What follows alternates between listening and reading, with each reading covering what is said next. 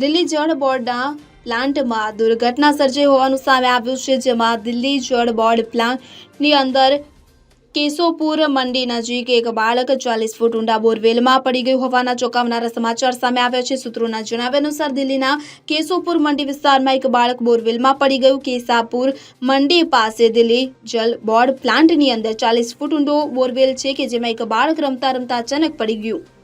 તો Delhi fire service અને Delhi police બાળકને બચાવવા માટે ઘટના સ્થળે રવાના થઈ।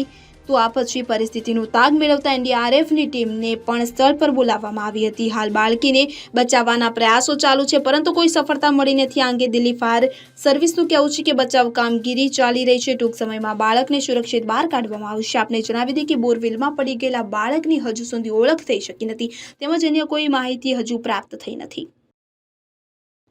Bureau report CN24 news.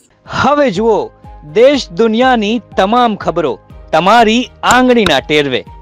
ઉઠાવો મોબાઈલ અને ગૂગલ પ્લે સ્ટોર પરથી ડાઉનલોડ કરો અમારી CN24 ન્યૂઝ મોબાઈલ એપ।